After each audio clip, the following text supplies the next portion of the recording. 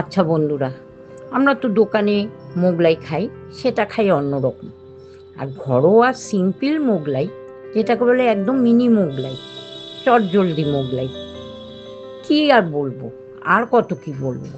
মানে যেভাবে আমি মোগলাইটা তৈরি করলাম, দেখো তোমরাও যদি এইভাবে করো, ঘরোয়া চটজলদি সিম্পল মোগলাই চট করে হয়ে যাবে। তাহলে দেখে নাও কি কি করলাম। আগে তো ময়দাটা মেখে নিয়েছি। মাখাটা, ডোটা তৈরি করাটা তোমাদের আমি দেখাইনি ঠিকই, কিন্তু মেখেছি হলো ময়দা এবং আটা দুটো মিশিয়ে নিয়েছি।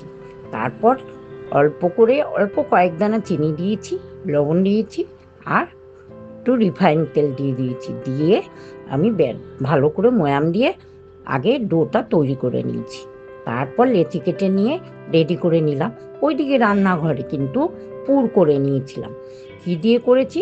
আলু গ্রেট করে নিয়েছিলাম, গাজর গ্রেট করে নিয়েছিলাম, ডিম গ্রেট করে নিয়েছিলাম, পেঁয়াজ কুচি, লঙ্কা কুচি, লঙ্কা গুঁড়ো, ধনে গুঁড়ো, জিরে গুঁড়ো সব দিয়ে একটা পুর তৈরি করলাম।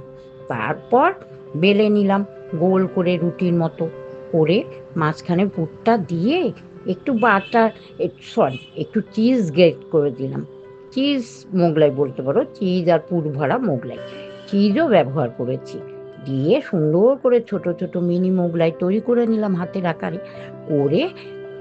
ফ্রাই প্যানে তেল দিয়ে তারপর মোগলাইগুলো ভেজে নিলাম, খুব সুন্দর করে ভেজে নিলাম। আর এত সুন্দর লাগছিল না দেখতে। বন্ধুরা, এইভাবে যদি আমরা ঘরোয়া মোগলাই করে নিই, চটজলদি সিম্পল ঘরোয়া উপকরণে, কি খারাপ আছে বলো? ভালোই তো লাগে খেতে। আমরাও খেলাম, তোমরাও এইভাবে করে নিও চট করে। দোকান থেকে আনার কি দরকার? মোগলাই খেতে ইচ্ছে হয়েছে, ঘরে করে নিই। তার সাথে মোগলাইয়ের সাথে একটু তরকারি থাকলো। কিন্তু এটাই আর তরকারি নিয়ে নিই, কারণ এটার মোগলাইটার মধ্যে তো পুর ভালো মতো করে নিয়ে ভরে নিয়েছি। ওর পুর ভরা মোগলাই এমনিই খাওয়া যায়, এমনিই খেয়েছি, দারুণ লাগলো। তোমরাও কিন্তু করে খেও, দেখবে খুব ভালো লাগবে।